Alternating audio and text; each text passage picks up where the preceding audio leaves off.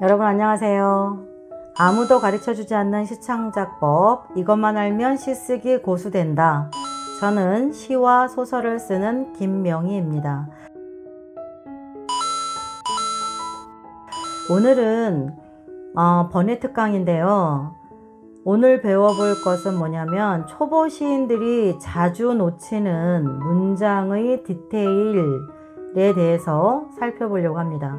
초보 시인들이 자주 놓치는 문장의 디테일. 시쓰기는 단어 하나하나가 벽돌이라고 보시면 돼요. 그죠? 단어 하나하나가 벽돌이죠. 아니면 단어 하나하나를 세포라고 봐도 되죠. 그것들이 모여서 어디에 어느 위치에 어떻게 놓이는가에 따라서 그것이 차곡차곡 쌓였을 때 그 건축물의 모양이 이루어지는 거겠죠. 조사, 동사, 이런 낱말 하나하나, 형용사 하나하나, 그것들이 어떻게 바뀌어서 명사에 붙느냐에 따라서 그 문장이 확확 바뀌어요. 그런데 그 시를 쓴 지 얼마 안 되는 분들일수록에 문장이 얼마나 예민하게 살아있는 세포인지를 간과하십니다. 중요하게 생각을 안 해요.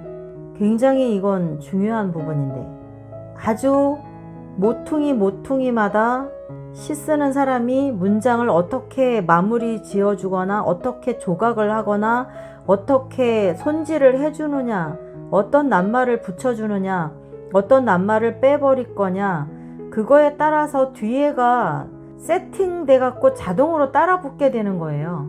여러분들은 그 부분에 대해서 신경을 많이 안 쓰시는 것 같아요. 이번 기회에 여러분이 쓰고 있는 문장들을 좀 더 굉장히 세밀하게 현미경처럼 들여다봐야 되겠다는 것을 느끼시라고 제가 오늘 이 번외 특강을 준비했거든요. 길게 하지 않을게요. 짧게 해도 될 것 같아요. 이번 거는 여러분이 이렇게 구조가 이렇게 원리 원칙대로 움직이는구나, 이렇게 반응하는구나, 앞에 문장이 무엇이 되느냐에 따라서 뒤에 문장이 이건 선택이 되는 게 아니라 이미 정해져서 같이 붙어가게 되는 거죠. 그러니까 여러분이 문장을 쓸 때 정말 정확히 내가 무슨 말을 하려고 하는 것인가 여러분 스스로에게 물어보면서 문장을 만드는 것이 가장 효과적일 겁니다. 그리고 여러 가지 그 군더더기를 없애는 방법이기도 할 거예요. 신중하게 낱말 하나하나를 선택해서 조합을 해야 돼요. 그럼 볼게요. 칼이라는, 제가 이건 소설을 쓰다가 제자들 소설 교육하다가 제가 이걸 잠깐 발췌해 놨던 건데, 이거는 소설과 시에 다 해당이 되기 때문에 제가 여러분에게 이 잠깐의 살펴볼 시간을 주려고 하는 거거든요. 저랑 같이 한번 보기로 해요. 칼이라는 소품이 있다고 쳐요. 다른 거 복잡하게 볼 거 없어요. 여러분에게 제가 창의를 띄워드릴 거라서 그걸 보면서 여러분은 이미 알고 있는 것들이에요. 알고 있는 것들인데 시를 쓰거나 소설을 쓸 때 자주 그걸 잊어버리는 거죠. 잊어버리면 안 되는 거거든요. 여러분이 정말 건강하고 정확한 문장 구사를 하기 위해서는 이것을 등한시하면 안 돼요. 그런데 너무 자주 잊어버리고 그냥 본인의 어떤 천재성만 믿고 쭉쭉쭉쭉 써 나간다는 거죠. 문장을 잘 보세요. 간단하게 갈 거예요. 칼이라는 소품이에요. 칼, 남자가 칼을 꺼내다, 남자가 칼을 꺼냈다, 이런 공통적인 그 몇 개의 문장인데 무엇이 뒤에 따라 붙느냐에 따라서 어떻게 달라지는가 여러분은 알고 있다니까요. 알고 있는데 잘 모르고 써버려요. 정확히 안 써요. 그래서 제가 여러분이 이미 알고 있는 것을 한 번 더 확인시켜 주는 것 뿐이에요. 아시겠죠? 자, 볼게요. 칼이라는 소품, 뒤에 따라붙는 단어가 무엇이 오느냐에 따라서 흉기가 되기도 하고 주방용품이 되기도 한다는 겁니다. 이거는 이번 문장뿐만이 아니라 어떤 문장에서도 이렇게 정확히 엄격하게 변화하고 있어요. 모든 문장이. 여러분이 그거에 무감한 거죠. 무감하게 쓰고 있는 거예요. 적당히 쓰고 있는 거죠. 정확히 써야 되는데. 자, 그만큼 낱말 하나하나가 무엇이 붙느냐에 따라 남자가 손에 든 그 칼이 흉기가 되기도 하고 주방도구가 된다 그랬어요. 앞뒤 단어 배열에 따라서 무수히 행간의 얼굴이 변화한다는 거예요.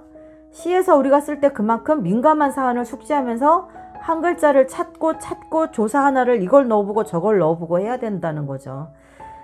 지우고 이거 넣어보고 바꾸고 넣어보고 빼보고 다시 다른 걸로 또 바꿔보고 이걸 해야 돼요. 수없이 해야 돼요. 점 하나도 넣어보고 빼보고 앞에 넣어보고 지워보고 뒤에 넣어보고 지워보고 문장 하나도 순서를 앞에 거랑 뒤에 거랑 바꿔보고 또 이리 바꿔보고 하나 빼고 바꿔보고 하나 넣어서 바꿔보고 이런 노동을 여러분이 등한시하거나 적당히 하면 안 돼요. 문장 하나를 시에서 쓰는 문장 하나를 쓰기 위해서 수백 번 문장을 하나를 고쳐봐야 되거든요. 그랬을 때 그 문장에서 정말 그 시에 가장 필요한 원 문장을 찾아낼 수가 있는 거예요. 자, 봅시다. 남자가 칼을 꺼내 라는 문장이 있어요. 제가 앞부분만 일단 쭉 읽어볼게요. 남자가 칼을 꺼내, 남자가 칼을 뽑으며, 남자가 힘껏 칼을 뽑아, 남자가 거칠게 칼을 쥐고, 남자가 칼을 들고, 남자가 칼자루를 움켜쥐고, 남자가 칼로. 어때요? 몇 개인가요? 둘, 넷, 여섯, 7개네요. 남자가 칼을이에요. 그죠? 문제 중심은 남자가 칼을인데 이 남자가 칼을이라는 공통 아주 대표적 문장 하나가 7가지로 바뀔 수가 있다는 거죠. 그러니까 여러분이 항상 시에서도 남자가 칼을 갖고 온다 이렇게만 그냥 아무렇게나 막 뒤에 말을 붙이지 말아야 된다는 얘기죠. 심각하게 고민하고 정확하게 말을 구사해야 된다는 얘기죠. 왜 그런지 보여드릴게요. 남자가 칼을 꺼내 라고 그랬을 때는 뒤에 어떻게 나오느냐.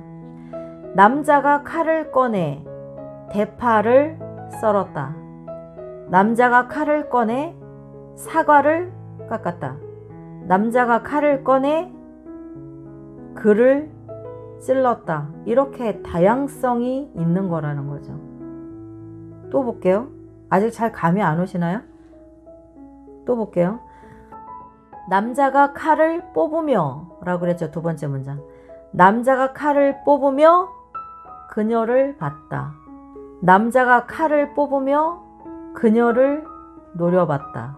그냥 봤다와 노려봤다. 칼을 뽑으며 그녀를 그냥 본 거와 이거는 공격성이 아니죠?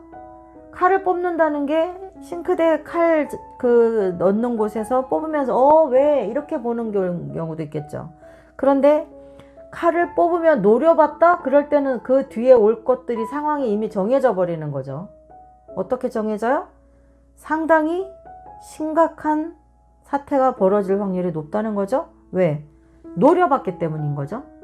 그러면 이 노려라는 단어 하나가 들어갔을 때는 문장이 폭력성을 갖는 거죠.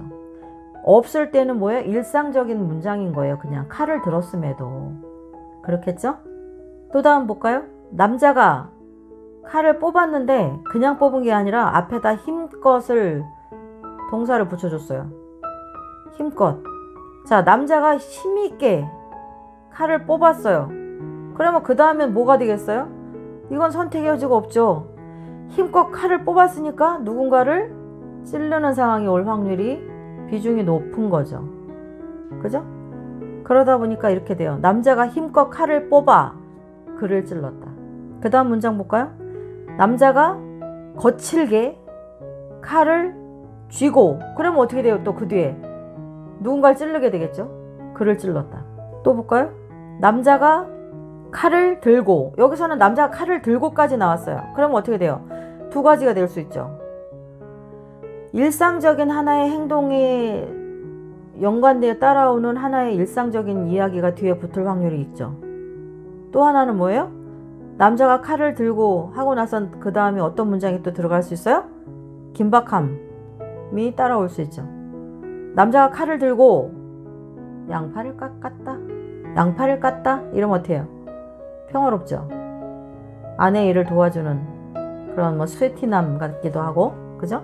근데 남자가 칼을 들고 급히 따라 뛰었다. 그러면 어떻게 돼요? 사태가 또 긴박한 거죠. 누군가를 죽이려고 급히 따라 뛰는 거죠. 칼을 들고 뛸 이유가 어디에 있겠어요? 찔르기 위해서 뛰는 거겠죠. 그죠? 그래서 남자가 칼을 들고 라고 해놓고도 그 뒤에는 여러분이 어떤 문장을 어떻게 배치하느냐에 따라서 아주 일상적인 평화로운 가정의 모양이 될 수도 있고, 아주 극박하고 폭력적이고 불길한 상황이 될 수도 있는 거죠. 또 볼까요? 남자가 칼 자루를 움켜쥐고, 그냥 칼을 들고도 아니에요. 칼 자루 쪽을 그냥 준 게 아니죠. 움켜쥐었어요. 그러면 어떻게 되겠어요? 뒤에 누군가에게 아름답게 뭐 커피 한잔 할래? 이건 아닐 거 아니에요. 남자가 칼을 움켜쥐고 자기가 사랑해, 이건 아닐 거 아니에요.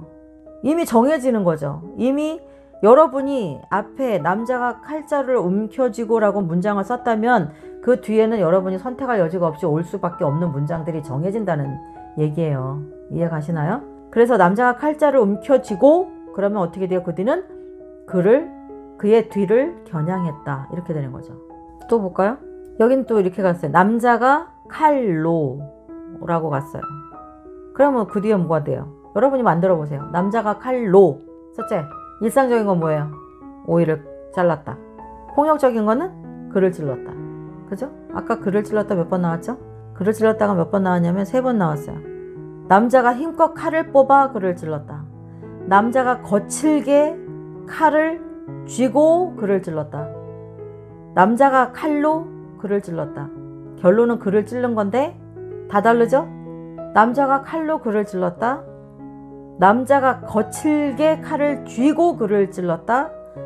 남자가 힘껏 칼을 뽑아 글을 찔렀다.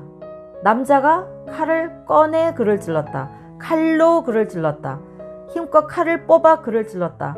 거칠게 칼을 쥐고 글을 찔렀다. 다 다르죠? 이 얘기를 왜 여러분께 보여드리냐면 시 문장 하나하나를 꽃이 피었다? 그냥 한번 딱 써놓고 거기에서 끝 하지 마시란 얘기예요. 소설가 김훈의 소설에서 뭐죠? 남한 선생 아닌데? 칼의 노래인가 현의 노래인가에서 문장 하나 때문에 일주일을 고민했다 그러죠? 그죠? 꽃은 피었다라고 할 것이냐? 꽃이 피었다라고 할 것이냐? 조사 은과 이를 놓고 수없이 바꾸고